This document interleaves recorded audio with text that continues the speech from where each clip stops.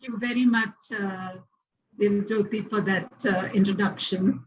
And I appreciate once again this very important work that the NCCI is doing and feel extremely happy to be associated with this work. It's important work. And I was reflecting because I've been associated with NCCI for quite some years of how NCCI has always picked on what is important and has drilled it into the life of the churches to tell them to do something about it. And on this work on human sexuality, again, I forget exactly which year, 70 something, and it has been sustained over all this period and has come to a point where it's very mature, very well thought out, the way in which these courses are held, and therefore I'm so happy to be associated with this and with the NCCI, of course. It is important to talk about core Christian values before we go into the theological part, the actual theology part of the course, because it is so easy for us to get stuck on first the scientific and what the doctors are telling us is very important, but then we could get just caught up in that and be arguing on whether it's possible to be able to determine the sex of a child, or what is wrong in telling a child that the child is a girl or a boy. Why are we making an issue of it? We can get involved in that kind of discussion in the churches. The other danger is that we go straight into the biblical texts, quote the Bible out of context to defend our position, and call homosexuality a sin, and that people who are part of this community are sinners, and all this is what the church tends to do. So I think it's important for us. One thing is, I'm so glad that all of you are here, because you are going back to theological colleges and can help to change many of the perceptions students have, Christians have about these issues. And therefore, I begin by referring to a sermon written by Rommel Lesrom, who is a gay man who is part of the NCCI network. And he has written a beautiful sermon in the book of sermons, which NCCI has brought out, and hopefully all of you will get a copy of it and see it. And Rommel, in his sermon, talks from Psalm 139, 13 to 18. And it was fascinating that during this first part of, even as we have started, both Dr. Ruth and Dr. Ronald, both referred to how God has created us and made us what we are. And I felt it was so beautiful the way Dr. Ruth spoke about it. She believes very strongly that God had created her as she was when she was in her mother's womb. And if you remember that psalm, it's a beautiful story of the creation, of how God takes such personal care almost about each human being and makes us in a particular way and sends us into the world. And yet, when they come out, when we come out into the world, someone tells us, you're a girl, you're a boy, and that person, well, throw the person out of the house. And you know that many trans people and people of fluid gender identities don't find a place in their homes. They're literally kicked out of their house for claiming that they are a gender which is not male and female, because that's what we have been taught, and that's what the church teaches us.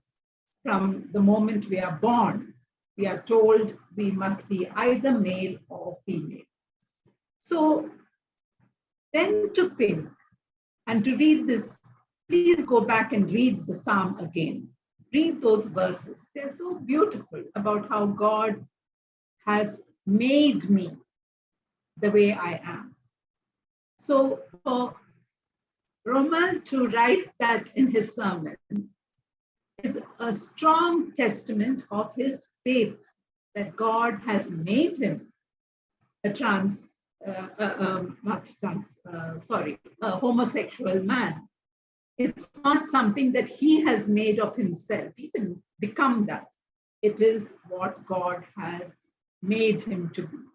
So to begin with, I think the basic value that I would say the basic Christian value is that we are made in the image of God, and that we are made in a particular way and placed on the earth by God in whatever way that we are made, so that we can make a contribution. And if you, as you go through this program and you meet many of the community, as we call our the LGBTQI friends, you see that each of them is made by God.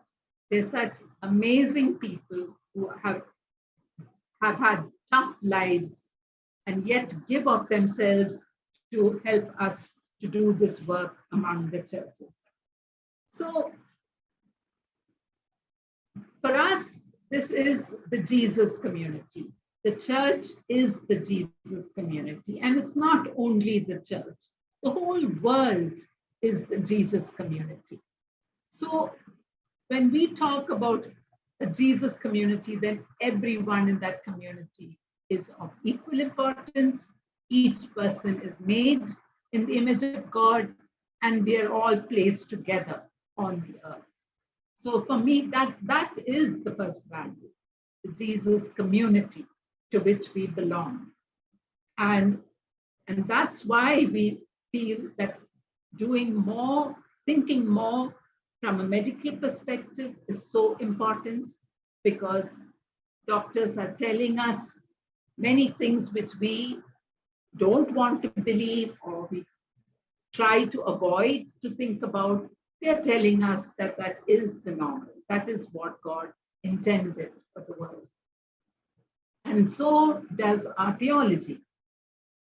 Our theology teaches us there's a lot of ambiguity in the Bible about many things, but yet it is the word of God, and it has been divinely inspired, and we are there, therefore, even in spite of the contradictions within the Bible. And as you go on in the course, you will realize that there are contradictions in the Bible itself, but at the core of it is the Jesus community, and that's what we are about and what we want to strengthen in the world. So how we do that is the challenge for us.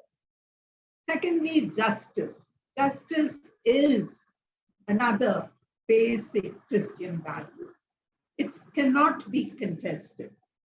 I remember someone, when I was working in the World Council of Churches, telling us, you people talk too much about justice. And I told him, but I'm a Christian. What else can I talk about? Because justice is at the core of my faith. I can't. If you tell me not to speak about justice, then you have to tell me not to speak about my faith, my Christian identity. Because my Christian identity is about justice. And I think the way in which we treat people of the community around us has a lot to do with justice.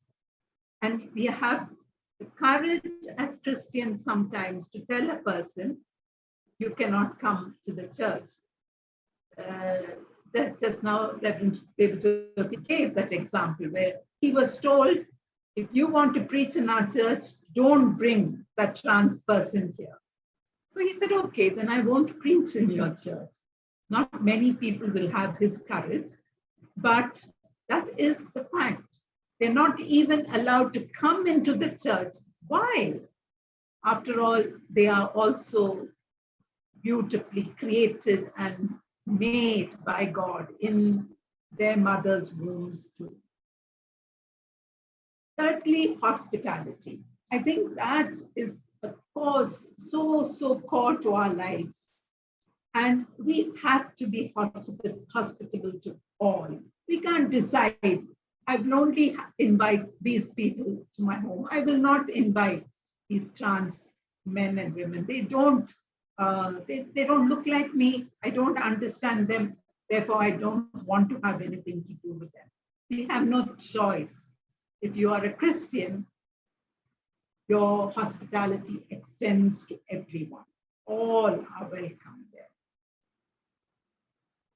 And so finally, I would say, it demands respect. We have to respect others.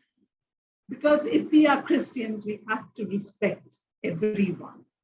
And there comes the challenge, because again, we wouldn't mind respecting some people, but we don't want to respect others.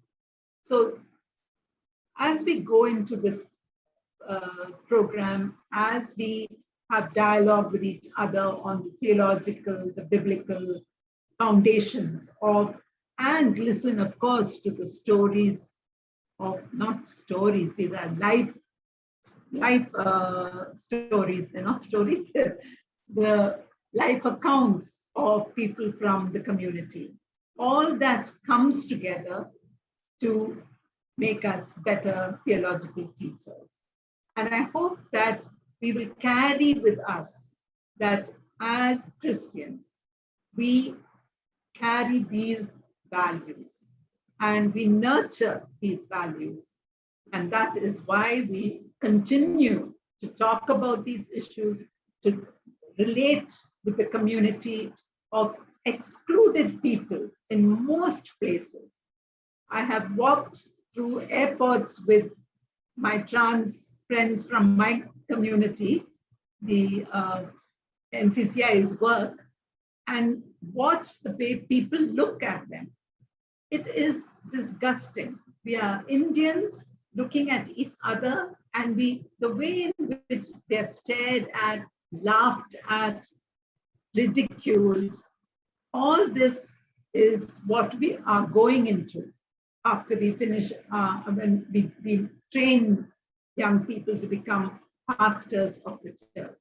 So I hope that you will carry with you the responsibility to make these communities of students in theological colleges truly Christian communities, part of the Jesus community, ready to take the message of justice and liberation and hospitality that Jesus has generously bestowed on us. Thank you.